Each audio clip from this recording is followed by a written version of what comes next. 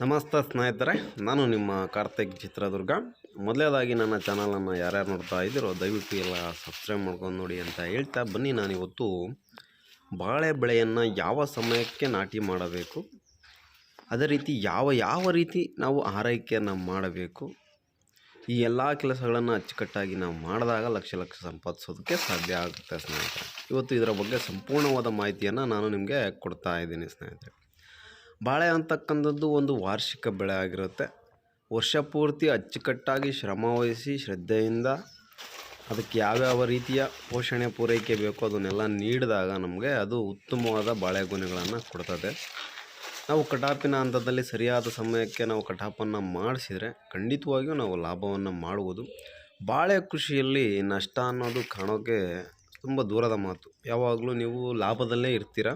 ಲಾಭದ ಪ್ರಮಾಣ ಕಡಿಮೆ ಆಗ್ಬೋದಷ್ಟು ಬಿಟ್ಟರೆ ನಷ್ಟ ಅಂತೂ ಆಗೋದಿಲ್ಲ. ನಷ್ಟ ಆಗದೇ ಇರಬೇಕು ಅಂದರೆ ಅಚ್ಚುಕಟ್ಟಾಗಿ ಆರೈಕೆಯನ್ನು ಮಾಡಬೇಕಾಗುತ್ತೆ ಸ್ನೇಹಿತರೆ. ನೋಡಿ, ನಾವು ಯಾವ ಸಮಯಕ್ಕೆ ನಾಟಿ ಮಾಡಿದರೆ ನಮಗೆ ಉತ್ತಮವಾದ ಕಟಾಪುಗಳು ಬರ್ತವೆ, ಉತ್ತಮ ಸೀಸನ್ಗೆ ಕಟಾಪುಗಳು ಬರ್ತವೆ ಅನ್ನೋದ್ರ ಬಗ್ಗೆ ನಾನು ಇವಾಗ ತಿಳಿಸ್ತಾ ಹೋಗ್ತಾ ಇದ್ದೀನಿ. ನೀವು ಜೂನ್ 20 ಮೇಲೆ ಆಗಸ್ಟ್ 10 ಒಳಗೆ ನೀವು ಈ ಹಂತದಲ್ಲಿ ನೀವು ಬಾಳೆ ಸಸಿಯನ್ನು ನಾಟಿ ಮಾಡಿದರೆ ನಿಮಗೆ ಮುಂದಿನ ವರ್ಷ ಶ್ರಾವಣಕ್ಕೆ ಕಟಾಪು ಬರುತ್ತೆ ಸ್ನೇಹಿತರೆ. ಯಾಕೆ ಅಂದರೆ ದೊಡ್ಡ ಕಟಾಪು ಶ್ರಾವಣಕ್ಕೆ ಬರುತ್ತೆ.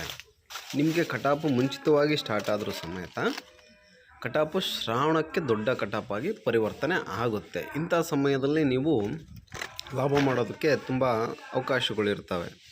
ಪ್ರತಿಯೊಬ್ಬ ರೈತನೂ ಕೂಡ ಯಾವ ಬಾಳೆಯನ್ನು ಹಾಕ್ತಾನೆ ಅನ್ನೋದ್ರ ಮೇಲೆ ಲಾಭದ ಪ್ರಮಾಣ ಕೂಡ ನಿರ್ಧಾರ ಆಗಿರುತ್ತೆ ಸ್ನೇಹಿತರೆ. ನಾವು ಅನೇಕ ರೀತಿಯ ಬಾಳೆಗಳನ್ನು ನೋಡಿದ್ದೀವಿ. ಅದರಲ್ಲಿ ಯಾಲಕ್ಕಿ ಬಾಳೆ ತುಂಬ ಲಾಭದಾಯಕವಾದ ಬಾಳೆ ಆಗಿರುತ್ತೆ. ಅದೇ ರೀತಿ ಪಚ್ಚಬಾಳೆ ಕೂಡ ಆಗ್ಬೋದು. ಅದು ಆಷಾಢಕ್ಕೆ ಬಂದರೆ ಒಳ್ಳೆಯ ಲಾಭ ಇರುತ್ತೆ ಸ್ನೇಹಿತರೆ. ಎಲ್ಲ ಬಾಳೆಗಳು ಕೂಡ ವಾರ್ಷಿಕ ಆರೈಕೆಯನ್ನು ಮಾಡಬೇಕಾಗುತ್ತೆ.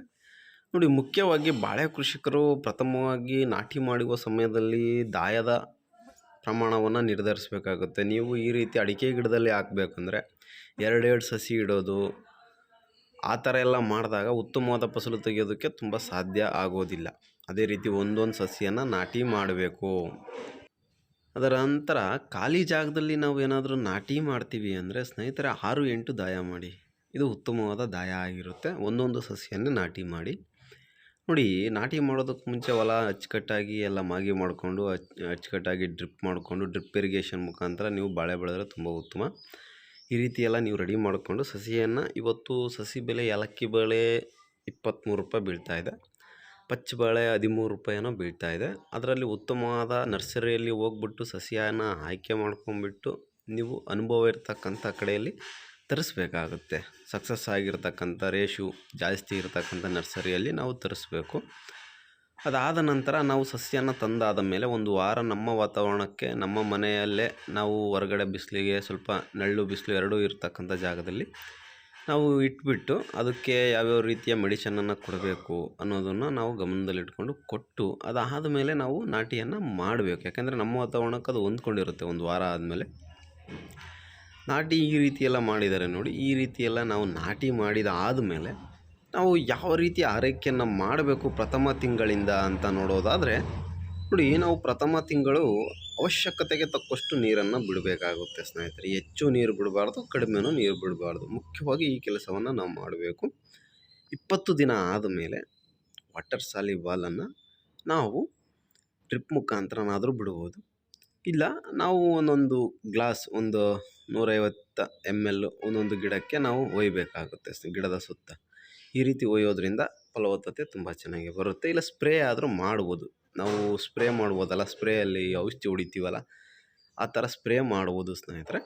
ಇದು ಮೊದಲ ತಿಂಗಳ ಆರೈಕೆ ಆಗಿರುತ್ತೆ. ನೋಡಿ, 1 ತಿಂಗಳು ಆಯಿತು. ಈಗ 2ನೇ ತಿಂಗಳಲ್ಲಿ ಯಾವ ರೀತಿ ಆರೈಕೆಯನ್ನು ಮಾಡಬೇಕು ಅಂದರೆ ಮುಖ್ಯವಾಗಿ ಮೊದಲು ಕಲ್ಟಿವೇಷನನ್ನು ಮಾಡಿಸ್ಬೇಕಾಗುತ್ತೆ.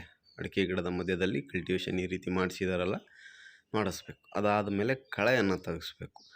ಅದಾದ ಮೇಲೆ ಔಷಧಿಯನ್ನು ಒಮ್ಮೆ ಹೊಡಿಲೇಬೇಕಾಗುತ್ತೆ. ಯಾಕಂದರೆ ಪ್ರಥಮ ಹಂತ ಆಗಿರೋದ್ರಿಂದ ಯಾವುದೋ ಸಣ್ಣ ಪುಟ್ಟ ವೈರಸ್ಗಳು ಯಾವುದೋ ಒಂದು ಇದ್ದರೆ ಅದು ಹೋಗ್ಬೇಕಂದ್ರೆ ನಾವು ಔಷಧಿಯನ್ನು ಹೊಡಿಬೇಕಾಗುತ್ತೆ ಸ್ನೇಹಿತರೆ. ಔಷಧಿ ಹೊಡೆದಾದ್ಮೇಲೆ ನಾವು ಗೊಬ್ಬರದ ವಿತರಣೆಯನ್ನು ಸ್ಟಾರ್ಟ್ ಮಾಡಬೇಕು. ಗೊಬ್ಬರದ ವಿತರಣೆಯನ್ನು ಯಾವ ರೀತಿ ಕೊಡಬೇಕು ಅಂದರೆ ರಾಸಾಯನಿಕ ಗೊಬ್ಬರವನ್ನು 200 ಲೀಟ್ರ್ ಡ್ರಮ್ಮಲ್ಲಿ ನೀಟಾಗಿ ಕದ್ರಬಿಟ್ಟು ಒಂದು 2-3 ಥರದ ಗೊಬ್ಬರವನ್ನು ಎಲ್ಲಿ ಕೇಳಿದರೆ ಫರ್ಟಿಲೈಸರ್ಸ್ ಹತ್ರ ಕೊಡ್ತಾರೆ. ಒಳ್ಳೆಯ ರೀತಿಯ ಗೊಬ್ಬರಗಳನ್ನು 10-26 ಬೇಗ ಕರಗ್ತಕ್ಕಂಥದ್ದು, ನೀರಿನಲ್ಲಿ ಸತ್ವ ಕೂಡ ಚೆನ್ನಾಗಿ ಕೊಡ್ತಕ್ಕಂಥದ್ದು, ಪೊಟ್ಯಾಶು ಈ ರೀತಿ ಗೊಬ್ಬರಗಳನ್ನು ನಾವು ತಂದುಬಿಟ್ಟು ನೀಟಾಗಿ ನೀರಲ್ಲಿ ಕೂರಾಡಿ ಅದನ್ನೆಲ್ಲ ನೀರಿನ ಜೊತೆ ಮಿಕ್ಸ್ ಮಾಡಿ ಒಂದು ಗಿಡಕ್ಕೆ ಒಂದು 1/4 ಲೀಟ್ರು 2ನೇ ತಿಂಗಳಲ್ಲಿ 1/4 ಲೀಟ್ರು ಇಲ್ಲ ಒಂದು 350 ml 350 ಒಂದು ಅರ್ಧ ಲೀಟ್ರಿಗಿನ ಒಂದು ಸ್ವಲ್ಪ ಕಡಿಮೆ ಕೊಟ್ಟರು ನಡೀತದೆ. ಕೊಟ್ಕೊತ ಹೋದಾಗ ಒಂದೊಂದು ಸಸಿಗೆ ಅದು ತುಂಬ ಚೆನ್ನಾಗಿ ಸತ್ವವನ್ನು ತಗೊಳುತ್ತೆ. ಅದರ ಜೊತೆಗೆ ನೀರಿನ ಪೂರೈಕೆಯನ್ನು ನಾವು ಅಚ್ಚುಕಟ್ಟಾಗಿ ಮಾಡಬೇಕು. ವಾತಾವರಣ ಹೆಂಗಿರುತ್ತೆ ನೋಡಿಕೊಂಡು, ಬಿಸಿಲು ಮತ್ತೊಂದು ಇನ್ನೊಂದು ಎಲ್ಲ ನೋಡಿಕೊಂಡು ನೀಟಾಗಿ ನೀರಿನ ಪೂರೈಕೆಯನ್ನು ನಾವು ಮಾಡಬೇಕಾಗುತ್ತೆ ಸ್ನೇಹಿತರೆ. 2ನೇ ತಿಂಗಳು ಕಳೆ ಎಲ್ಲ ನೀಟಾಗಿ ತೊಗೊಂಡಿರ್ತೀರ, ಔಷಧಿ ಹೊಡೆದಿರ್ತೀರ, ಗೊಬ್ಬರ ಹಾಕಿರ್ತೀರ, ನೀರು ಬಿಟ್ಟಿರ್ತೀರ. 2ನೇ ತಿಂಗಳು ಮುಗೀತು. 3ನೇ ತಿಂಗಳು ನೀವೇನು ಮಾಡಬೇಕಪ್ಪ ಅಂದರೆ ಮತ್ತೆ ಕಲ್ಟಿವೇಷನ್ ಮಾಡಿಸ್ಬೇಕಾಗುತ್ತೆ. ಈ ರೀತಿ ಪ್ರತಿ ತಿಂಗಳು ನಿಮ್ಮ ಬಾಳೆ ಸಸಿಯಲ್ಲಿ ಬೇಸಾಯ ಓಡಾಡೋವರೆಗೂ ಒಂದು 4ರಿಂದ 5 ಬೇಸಾಯನ್ನು ಮಾಡಿಸ್ಬೇಕು. 4ರಿಂದ 5 ಬಾರಿ ಕಳೆಯನ್ನು ತೆಗೆಸ್ಬೇಕು.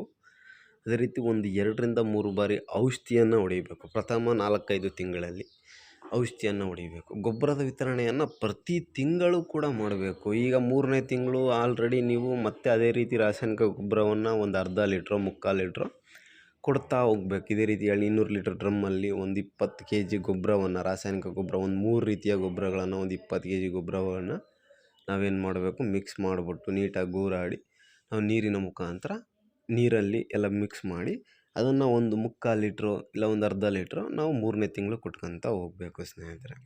ಬೇಸಾಯ, ಕಳೆ, ಗೊಬ್ಬರ, ಔಷಧಿ ಈ 3-4 ತಿಂಗಳು ಕಂಟಿನ್ಯೂ ಮಾಡ್ತಾ ಹೋದಾಗ ನಾವು 5ನೇ ತಿಂಗಳಲ್ಲಿ ಕೋಳಿ ಗೊಬ್ಬರವನ್ನು ಕೊಡಬೇಕಾಗುತ್ತೆ, ಒಂದು ಅರ್ಧ ಬಾಣಲಿ. ಆಗ ನೀರಿನ ಪೂರೈಕೆಯನ್ನು ತುಂಬ ಚೆನ್ನಾಗಿ ಮಾಡಬೇಕು. 6ನೇ ತಿಂಗಳಲ್ಲೂ ಕೂಡ ನೀವು ರಾಸಾಯನಿಕ ಗೊಬ್ಬರವನ್ನು ಕಂಟಿನ್ಯೂ ಮಾಡಬೇಕು. 7ನೇ ತಿಂಗಳಲ್ಲೂ ಕೂಡ ಕಂಟಿನ್ಯೂ ಮಾಡಬೇಕು ರಾಸಾಯನಿಕ ಗೊಬ್ಬರವನ್ನು. ಆವಾಗ 1 ಲೀಟ್ರ್ ಕೊಡಬೇಕಾಗುತ್ತೆ.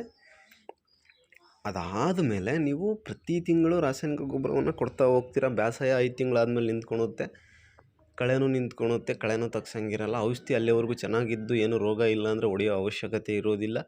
ಇದೆಲ್ಲ ಆದಮೇಲೆ ನೆಕ್ಸ್ಟ್ ಏನಪ್ಪ ಮಾಡಬೇಕಂದ್ರೆ ನಾವು ಬೆಳೆದಿರ್ತಕ್ಕಂಥ ಕಂದುಗಳನ್ನು ನೀಟಾಗಿ ಕಟ್ ಮಾಡಬೇಕು.